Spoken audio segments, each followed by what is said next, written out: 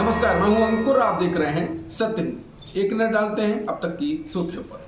पाकिस्तान के पूर्व प्रधानमंत्री इमरान खान की मुश्किलें बढ़ गई हैं। तोशाखाना केस में इमरान खान को जिला सत्र न्यायालय ने दोषी ठहरा दिया है। उन्हें इस मामले में 3 साल की सजा सुनाई गई है। बताया गया है कि सजा के ऐलान के बाद इस्लामाबाद पुलिस ने इमरान को लाहौर से गिरफ्तार कर लिया। दरअसल पाकिस्तान के कानून के अनुसार किसी विदेशी राज्य के गणमान्य व्यक्तियों से प्राप्त कोई भी उपहार तोशाखाना में रखना होता है। अगर राज्य का मुखिया उपहार को अपने पास रखना चाहता है तो उसके लिए उसे उसके मूल्य के बराबर राशि का भुगतान करना होता है। ये एक नीलामी की प्रक्रिया के जरिए तय किया जाता है। ये उपहार या तो तोशाखाना में जमा रहते हैं या नीलाम किए जा सकते हैं और इसके माध्यम से अर्जित धन को राष्ट्रीय खजाने में जमा किया जाता है।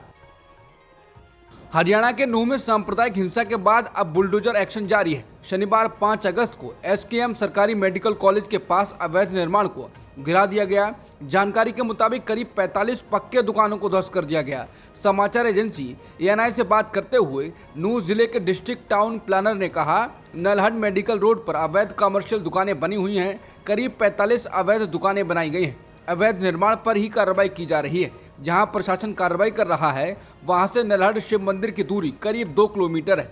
सोमवार को धार्मिक यात्रा इसी सड़क से गुजरी थी और यहां सांप्रदायिक हिंसा हुई थी। नूंह जिले के एसडीएम ने समाचार एजेंसी एएनआई से बात करते हुए कहा कि मुख्यमंत्री मनोहर लाल खट्टर जी के आदेश पर कार्रवाई की गई है। 2.5 एकड़ में अतिक्रमण था। इसमें 45 पक्के स्ट्रक्चर थे और 15 कच्चे स्ट्रक्चर थे। ये सारे अवैध निर्माण थे। अभी जो दंगे थे उसमें इनकी संलिप्तता पाई गई। आदेश के मुताबिक इन्हें जमींदोज किया गया है। इनमें से कुछ लोग दंगों से जुड़े हुए थे। एक दिन पहले शुक्रवार को भी स्थानीय प्रशासन ने जिले में अवैध निर्माणों को तोड़ने का काम किया था। हरियाणा के गृह मंत्री अनिल विज का कहना है कि हिंसा में शामिल लोगों का इलाज किया जाएगा और इस इलाज की एक दवाई बुलडोजर भी है। राष्ट्रीय अल्पसंख्यक आयोग ने हरियाणा के नूंह में भड़की सांप्रदायिक हिंसा के बाद जिला मजिस्ट्रेट और पुलिस अधीक्षक से विस्तृत रिपोर्ट मांगी है। सोमवार को जिले में एक धार्मिक यात्रा के दौरान पत्थरबाजी और आगजनी हुई थी जो शाम तक सोहना और गुरुग्राम तक फैल गई थी। इस यात्रा को वीएचपी की युवा विंग बजरंग दल की अगुवाई में किया जा रहा था। यात्रा में हरियाणा के अलग अलग जिलों से सैकड़ों की संख्या में बजरंग दल के कार्यकर्ता और श्रद्धालु आए थे। मीडिया रिपोर्ट्स का स्वतः संज्ञान लेते हुए एनसीएम ने एक बयान जारी किया है जिसमें डीएम और एसपी को 21 अगस्त तक रिपोर्ट देने के लिए कहा गया है। आयोग की तरफ से शांति और सांप्रदायिक सद्भाव बनाए रखने की अपील भी की गई है। जम्मू कश्मीर में शनिवार 5 अगस्त को अनुच्छेद 370 को निरस्त करने की 4थी वर्षगांठ है। इस अवसर पर पूर्व मुख्यमंत्री महबूबा मुफ्ती और जम्मू कश्मीर के अन्य राजनीतिक नेताओं को नजरबंद कर दिया गया है। मुफ्ती की जम्मू कश्मीर पीपुल्स डेमोक्रेटिक पार्टी ने सेमिनार आयोजित करने की इजाज़त मांगी थी, लेकिन प्रशासन ने इजाज़त देने से इनकार कर दिया। महबूबा ने एक ट्वीट में कहा है कि मुझे आज अन्य वरिष्ठ पीडीपी नेताओं के साथ नजरबंद कर दिया गया है। ये आधी रात की कार्रवाई के बाद हुआ है जहां मेरी पार्टी के कई लोगों को पुलिस स्टेशनों में अवैध रूप से हिरासत में लिया गया है। सुप्रीम कोर्ट में सामान्य स्थिति के बारे में भारत सरकार के झूठे दावे उसके कारनामों से उजागर हो गए हैं। महबूबा ने कहा, एक तरफ पूरे श्रीनगर में कश्मीरियों से अनुच्छेद 370 के अवैध निरस्तीकरण का जश्न मनाने का आह्वान करने वाले विशाल होर्डिंग्स लगाए गए हैं, जबकि लोगों की वास्तविक भावना का गला घोंटने के लिए क्रूर बल का प्रयोग किया जा रहा है। आशा है कि माननीय सुप्रीम कोर्ट ऐसे समय में इन घटनाक्रमों पर संज्ञान लेगा जब अनुच्छेद 370 पर सुनवाई हो रही है। मणिपुर के बाद अब नूंह हिंसा की कवरेज भी अंतर्राष्ट्रीय मीडिया जमकर कर रहा है। अमेरिकी अखबार न्यूयॉर्क टाइम्स ने बीते दिनों भारत में एक के बाद एक हुई सांप्रदायिक हिंसा पर 1 अगस्त को एक लेख प्रकाशित किया है। लेख का शीर्षक है, हिंदू राष्ट्रवादी नेताओं द्वारा शासित भारत में तेजी से बढ़ती सांप्रदायिक हिंसा। लेख में मणिपुर हिंसा से लेकर हरियाणा के नूंह और गुरुग्राम की हिंसा का भी जिक्र है। साथ ही अखबार लिखता है कि प्रधानमंत्री मोदी के नेतृत्व वाले भारत से हिंसा की ऐसी तस्वीरें सामने आना शायद कोई असामान्य बात नहीं है, लेकिन ये खबरें ऐसे समय में आ रही हैं जब सितंबर में वहां G20 शिखर सम्मेलन की बैठक होनी है और भारत इसकी मेजबानी कर रहा है। अखबार ने जयपुर से मुंबई जा रही ट्रेन में गोलीबारी के मामले को भी उठाया है। अखबार लिखता है कि जहां प्रधानमंत्री मोदी के नाम पर आरपीएफ जवान ने मुस्लिम यात्रियों की हत्या कर दी, उसी राज्य में मौजूद होते हुए भी प्रधानमंत्री मोदी ने इस मामले में कोई टिप्पणी नहीं की। बीबीसी की रिपोर्ट के मुताबिक पाकिस्तान से छपने वाले अंग्रेजी अखबार डॉन ने हरियाणा की नूंह हिंसा पर एक संपादकीय प्रकाशित किया है। अपने संपादकीय में अखबार लिखता है कि भारत अगले साल होने जा रहे आम चुनाव की तैयारी कर रहा है।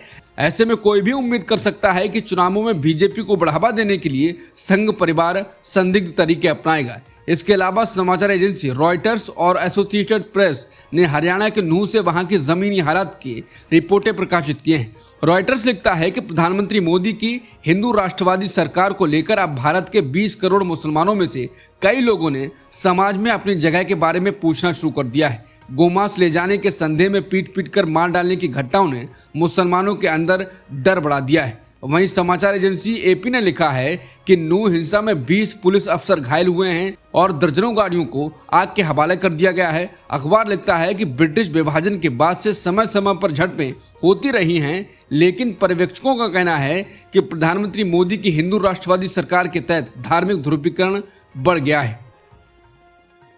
बिहार के मुख्यमंत्री नीतीश कुमार के मंत्री और उनके करीबी नेता श्रवण कुमार ने यह कहकर बिहार की राजनीति में काफी हलचल पैदा कर दी है कि यूपी के कार्यकर्ता चाहते हैं कि नीतीश कुमार उत्तर प्रदेश के फूलपुर या वहां की किसी सीट से चुनाव लड़ें। कुछ महीनों पहले भी ऐसी बातें सामने आई थीं, लेकिन उसके बाद यह मामला ठंडा पड़ गया था।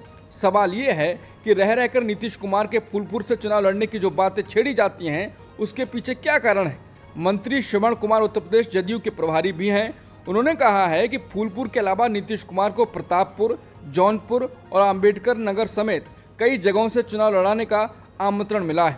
राजनीतिक विश्लेषकों का मानना है कि नीतीश कुमार चाहे जहां से भी चुनाव लड़ें, उनके चुनाव लड़ने की घोषणा एक तरफ से राष्ट्रीय राजनीति में मजबूती के साथ उतरने का संकेत है। फूलपुर लोकसभा सीट वैसे तो कभी पंडित जवाहरलाल नेहरू की सीट होने की वजह से मशहूर है, लेकिन यहाँ का जातीय समीकरण ऐसा है जो जनता दल यूनाइटेड को नीतीश कुमार के लिए अनुकूल लगता है। फिलहाल इस सीट पर भारतीय जनता पार्टी की केसरी देवी पटेल का कब्जा है, जो खुद कुर्मी जाति से आती हैं। राजनीतिक विश्लेषकों का मानना है कि अगर नीतीश कुमार को समाजवादी पार्टी का साथ मिलता है और कांग्रेस भी उनका समर्थन करे, तो उत्तर प्रदेश में मुख्यमंत्री योगी आदित्यनाथ के प्रभाव को कुछ इलाकों में एक हद तक कम किया जा सकता है। मणिपुर के विष्णुपुर जिले में शनिवार 5 अगस्त को सुबह ताजा हिंसा में पिता पुत्र सहित 3 निहत्थे ग्रामीण मारे गए। पुलिस सूत्रों ने बताया कि संदिग्ध उग्रवादियों ने देर रात करीब 2 बजे विष्णुपुर के क्वाक्टा के पास उखा तंपक गांव पर धावा बोल दिया और अंधाधुंध गोलीबारी शुरू कर दी। गोलीबारी में 2 व्यक्ति, पिता पुत्र और बगल के घर में मौजूद एक अन्य व्यक्ति की मौत हो गई। वो निहत्थे ग्रामीण थे जो अपने घरों की रखवाली कर रहे थे। पुलिस ने सोमवार सुबह बताया कि तीनों को सोते समय गोलियों में से भून दिया गया और बाद में तलवारों से काट डाला गया। उन्होंने बताया कि हमलावर चुराचांदपुर से आए थे।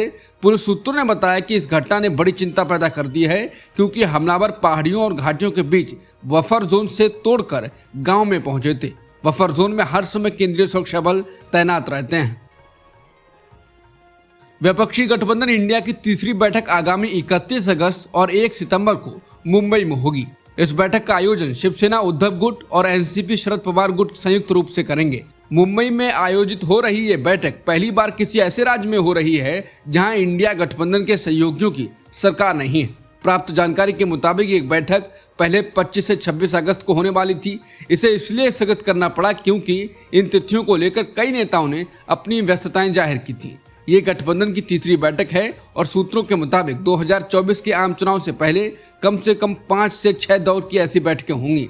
मुंबई में होने वाली यह बैठक इस मायने में भी बेहद महत्वपूर्ण मानी जा रही है कि इसमें इस इंडिया गठबंधन के किसी संयोजक के नाम का फैसला हो सकता है। इस बैठक में 2024 के लोकसभा चुनाव के लिए सीट के तालमेल के संदर्भ में भी कोई रूपरेखा तैयार की जा सकती है। भारतीय पुरातत्व सर्वेक्षण की टीम शनिवार को भी फिर से वाराणसी के ज्ञानवापी परिसर में सर्वे करने के लिए पहुंच गई है। ये सर्वे शुक्रवार को भी किया गया था। इससे पहले वाराणसी की अदालत ने 21 जुलाई को एएसआई को सर्वे करने का आदेश दिया था। इसके बाद एएसआई ने 24 जुलाई दिन सोमवार को सर्वे शुरू किया। इसी दिन सुप्रीम कोर्ट में मस्जिद कमेटी की ओर से दाखिल याचिका पर सुनवाई हुई, जिसमें शीर्ष अदालत ने इलाहाबाद हाईकोर्ट जाने के लिए कहा। इसके साथ ही इलाहाबाद हाईकोर्ट का फैसला आने तक सर्वे पर रोक लगाई।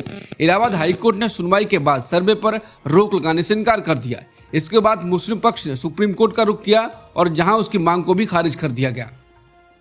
जम्मू कश्मीर के कुलगाम में आतंकवादियों के साथ मुठभेड़ में भारतीय सेना के 3 जवानों की मौत हो गई है। आतंकवादियों के खिलाफ सेना का सर्च ऑपरेशन जारी है।